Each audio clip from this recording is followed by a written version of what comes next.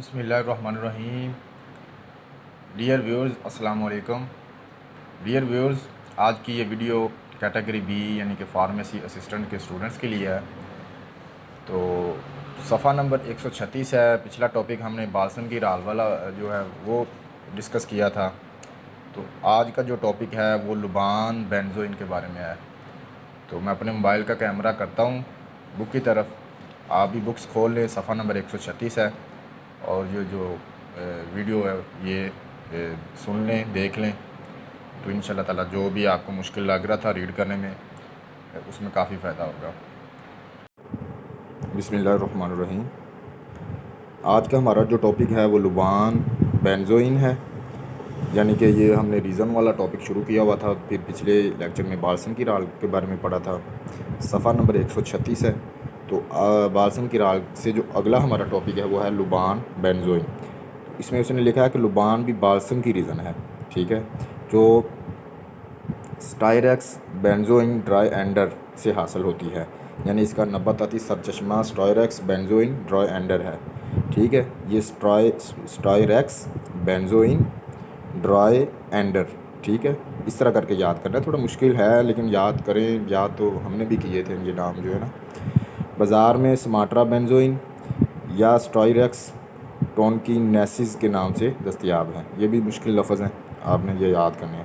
اب آگے اس نے لکھا پودے درمیانی قد کے درخت ہوتے ہیں، ایسٹ انڈیز اور شمال مشرقی ایشیا میں پائے جاتے ہیں۔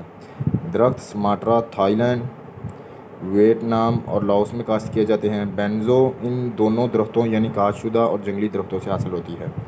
بینزوئن چھال میں شگاف کرنے سے حاصل کی جاتی ہے۔ درختوں کو پہلی بار اس وقت شگاف لگایا جاتے ہیں جب پودا 5 یا 6 سال کی عمر کا ہو اور ریزن 10 سے 12 سال تک پیدا ہوتی ہے۔ ان درختوں کی بینزوئن اعلیٰ درجہ کی ہوتی ہے۔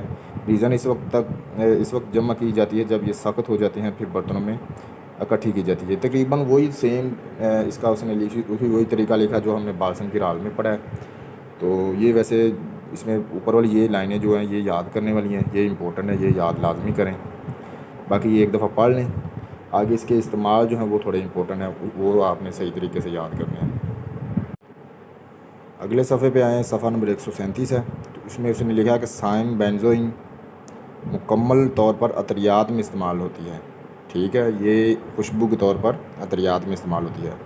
فارمیسی میں سماٹرا بینزوئن استعمال ہوتی ہے۔ سماٹرا بینزوئن بے قاعدہ مادوں کی شکل میں ہوتی ہے، مختلف سائز کے آنسو پر مشتمل ہوتی ہے۔ یہ سرخ مائل خاکی، سرخ یا سرخ خاکی رنگ کی ریزن نما امیزہ میں دبی ہوتی ہے۔ یہ بھی لائن آپ نے یاد کرنی ہے کہ یہ کس طرح کی ہوتی ہے، MCQ میں پوچھ سکتا ہے۔ جو خوشگوار ہے، بالسمی طرح کے جیسے کہ سٹائریکس کی مشابہ ہے، ذائقہ چٹ پٹا اور تیز ہوتا ہے۔ آگے اس نے اس کے دوسرا لکھا کہ سائم بینزوئن لبان 68% کونیفیرل بینزوئٹ اور کونیفیرل الکوہل اور بینزوئک ایسڈ پر مشتمل ہوتا ہے۔ سماٹرا لبان میں سینامک ایسڈ کا اضافہ ہوتا ہے۔ لبان بنیادی طور پر ٹنکچر کی شکل میں استعمال ہوتا ہے۔ یہ آگے اس نے یوز لکھے ہیں، یہ تھوڑے امپورٹنٹ ہیں، یہ وہ آپ کو شارٹ کویسچن میں پوچھ سکتا ہے۔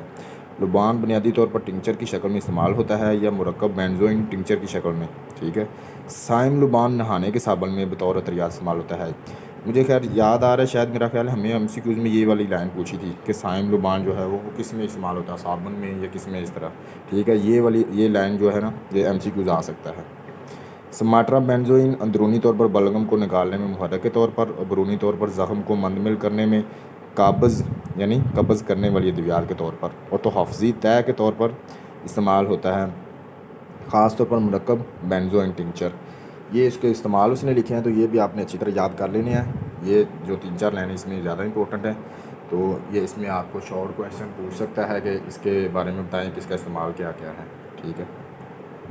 آگے اس نے اس کے بتایا ہے کہ بینزوئن کے مرکبات میں بینزوئن ٹنکچر، مرکب بینزوئن ٹنکچر، مرکب ٹار، مرہم شامل ہے۔ یہ اس کے سرکاری مرکبات ہیں۔ تو آج کے لیے اتنا ہی کافی ہے۔ اگلے لیکچر میں ہم ادرک جو کہ جنجر ہمارے گھروں میں بھی استعمال ہوتی ہے اس کے بارے میں پڑھیں گے۔